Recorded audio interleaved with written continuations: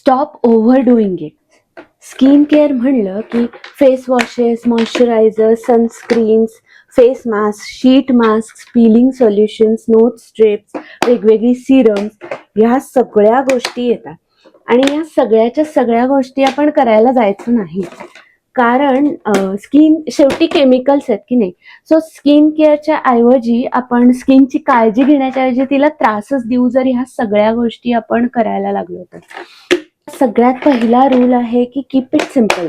स्वतःसाठीच हे रुटीन आहे. तुम्ही जितकं कॉम्प्लिकेटेड कराल तितकं ते तुम्हाला होणार नाही. आपल्याला जे करता येईल सातत्याने रुटीन म्हणून तेच आपण ठेवायचं. म्हणजे इतकी सिम्पल आपली स्किन केअर ठेवायची. 3 बेसिक प्रोडक्ट्स आहेत स्किन केअरचे: फेस वॉश, मॉइश्चरायझर आणि सनस्क्रीन. तर लक्षात ठेवा की फेस वॉश वापरला, मॉइश्चरायझर वापरलं आणि सनस्क्रीन नक्की, की आपली स्किन केअर जी आहे ती ॲक्च्युली पुरते. मग काही एखादा पर्टिक्युलर स्किनचा आपल्याला कन्सर्न असेल, म्हणजे डार्क सर्कल्स आहेत किंवा स्किन खूपच ड्राय होतीये किंवा अँटी एजिंग रुटीन, तर ते थोडंसं त्याच्या वर ॲड करायचं.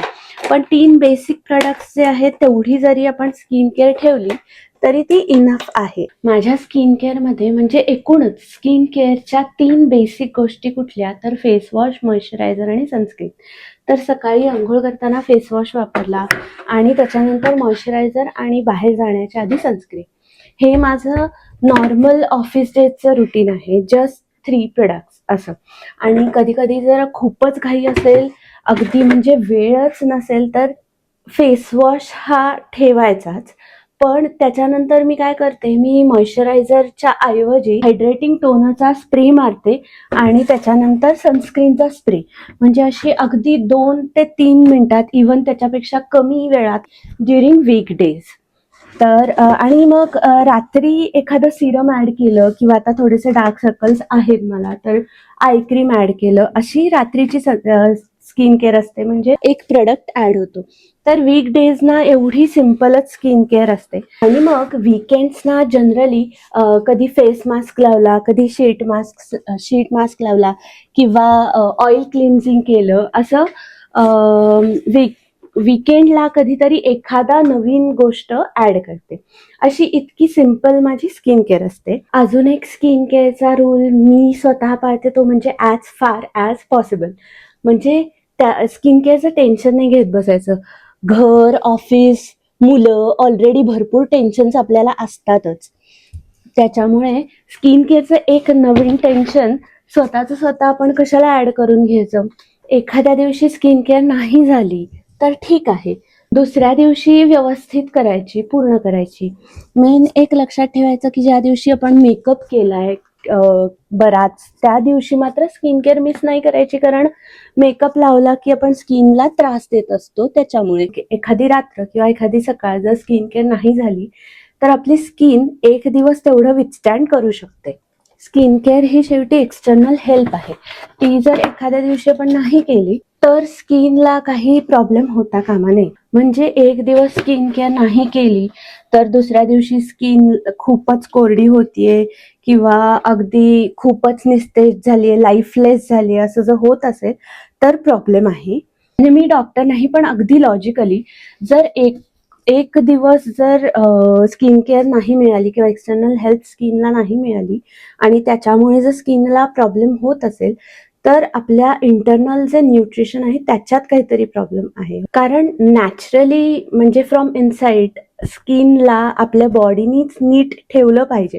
तसंच ऍक्च्युली मेकॅनिझम आहे की नाही आपल्या बॉडीचं. तर स्किन केअर ही मगाशी म्हणलं तसं आपण त्याला वरून थोडीशी हेल्प करतोय, तर त्याच्यावरच स्किन फक्त ते असेल तरच व्यवस्थित राहतीये, हे चुकीचं आहे. तसं असेल तर नक्की स्पेशालिस्टला, म्हणजे स्किन स्पेशालिस्टना किंवा डॉक्टरना दाखवा, असं मला वाटतं. तर म्हणलं तसं की एखाद्या दिवशी स्किन केअर नाही झाली तर नाही झाली, दुसऱ्या दिवशी ती नीट करायची. आपल्या स्किनला कुठले प्रोडक्ट सूट होत आहेत हे थोडंसं बघून त्याच्याप्रमाणे प्रोडक्ट्स वापरायला ठेवायचे किंवा नाही ठेवायचे असं बघायचं.